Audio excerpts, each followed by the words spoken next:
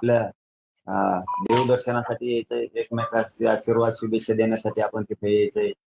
तिथं सगळी तयारी सुरू आहे.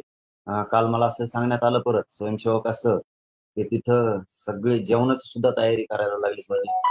नुकती, भात, आमकं-तमकं पूर्ण तयारी. जे-सी-बी आहे तिथं कामाला लागल्यात आता. मी तर प्रत्यक्ष बघितलं ना. तिथं 10, 15 का 20 का काय जे-सी-बी कामाला लागल्यात. सगळी तयारी ताकदीनं सुरू आहे. कारण ते मला वाटतं जवळपास 713 एकर आहे सगळं. म्हणजे प्रचंड मोठं ते एरिया आहे. त्यामुळे तिथं खूप तयारी डॉक्टरांच्या टीमा, पाण्याचे टँकर शेकड्याने आहेत तिथं.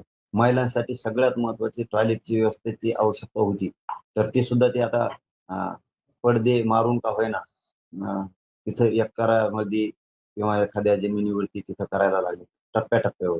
काही ठिकठिकाणी जेवणाचे स्टॉल, दवाखान्याचे स्टॉल सगळ्या ताकदीनं कामाला लागले. त्यामुळं हे हे अपेक्षित होतं. एक विराट असा अ, मराठा मेळावा होणं आवश्यक होतं.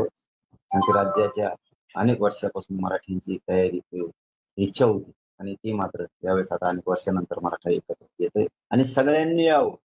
उगाच पक्षाच्या नेत्याच्या इकडे-तिकडे बुळबुळ्याच्या मागे पळू नये मराठा समाज. हो आणि मराठ्यांनी गावागावातल्या ध्यानात ठेवावं. मराठ्यांचे अ, कुंकड आलेत, कुंकड गेलेत हेही बारकाईने लक्ष ठेवा. दसरा मेळाव्याला का आले नाहीत काही न येणारे जाणून बुजून मराठ्यांचे लक्ष ठेवा. कारण जिल्हा परिषद पंचायत समितीला आपल्या दारात येणार आहे. उगाच राजकीय पक्षाच्या नेत्याच्या सभेला पळायचं नाही. त्यांच्या प्रचाराला पळायचं नाही.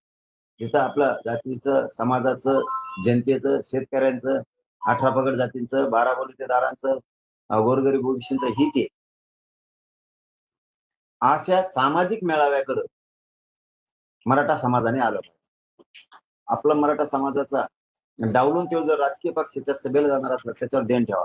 कारण उद्या त्याला मराठ्यांच्या दारात यायचंय, जिल्हा परिषदला यायचंय, पंचायत समितीला यायचंय, सरपंचाचं मत मागायला यायचंय, आमदारकीचं मत मागायला यायचंय, सुट्टी नाही यायची.